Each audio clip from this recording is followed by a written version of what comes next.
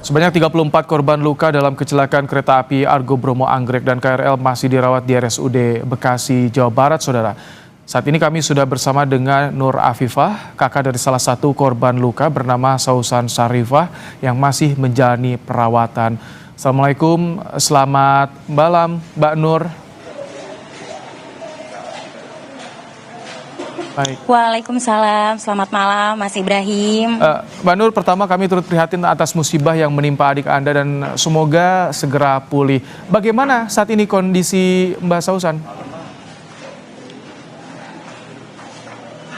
Baik, adik saya saat ini kondisinya sudah lebih baik, Mas.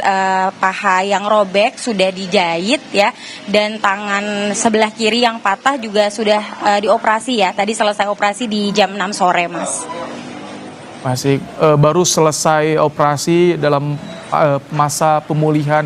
Mbak Nur, bisa diceritakan tidak saat kejadian seperti apa saat itu? Apakah Mbak Sausan langsung menghubungi Anda atau Anda sempat kesulitan untuk berkomunikasi dengan Mbak Sausan?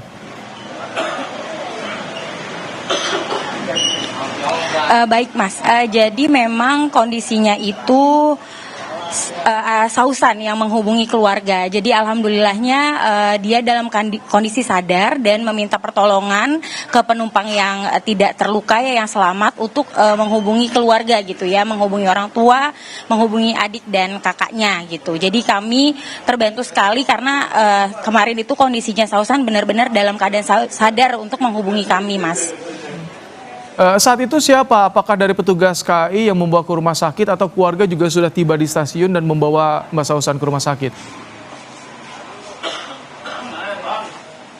Ya, kemarin saya, adik dan kakak ke TKP juga Mas, untuk memastikan bahwasannya apakah sudah tertangani atau belum gitu. Karena memang kemarin itu kondisinya crowded sekali saat kami sampai TKP, itu banyak sekali korban yang belum terevakuasi juga begitu.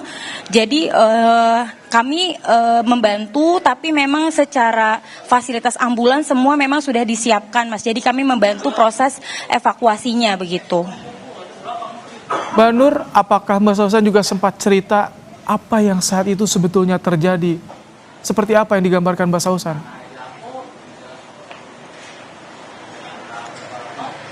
Sempat cerita, dia sudah cerita waktu kemarin sempat ngobrol di IGD juga. Jadi memang kejadiannya sangat cepat Mas. Jadi dia juga berada di gerbong terakhir, memang dia duduk di sisi sebelah kiri KRL gitu ya. Jadi saat itu memang sempat terhenti. Kemudian dia cerita ada 2 kali announcement di KRL bahwasannya ada kereta, ada mobil yang tertemper oleh KRL arah Bekasi gitu. Jadi kereta yang arah Tambun ini tertahan. Itu 2 kali pengumuman. Setelah 2 kali pengumuman itu tiba-tiba dia langsung begitu aja terpental, dan ketika sadar dia merasa sudah gelap dan bau bakar gitu. Dia juga cerita kalau ketika bangun itu dia berada dalam kondisi terhimpit. Jadi ada 3 orang di atas badan dia, sekitar 3 orang itu posisinya ada di sebelah kiri, sehingga makanya itu dia patah lengan kirinya karena beban yang 3 orang di atasnya dia itu bertumpu ke kiri gitu. Dia juga cerita kalau sebenarnya dia itu masih berada di posisi layer atas, jadi di bawah dia itu masih banyak sekali korban lainnya, dan dia dengar rintihan, bahkan dia merasa ada yang kejang-kejang juga gitu, seperti kekurangan oksigen. Terus dia bilang saat itu dia merasa bahwasanya mungkin aku juga bisa meninggal Kak kalau memang ini evakuasinya lama gitu ya. Tapi alhamdulillahnya evakuasinya berlangsung cepat gitu. 3 orang di atas dia diangkat, dia juga bisa langsung diselamatkan Mas Ibrahim. Berapa lama Mbak Nur dari proses ketika Mbak Sausan terjadi peristiwa kecelakaan sampai bisa dievakuasi?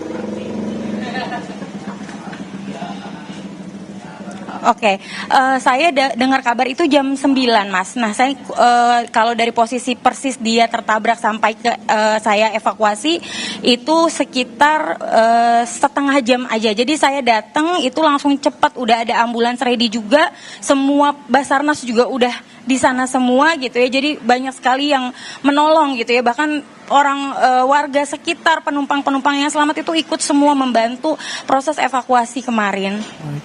Mbak Nur, jadi kapan Mbak Susan akan pulang kembali ke rumah selama masa pemulihan ini?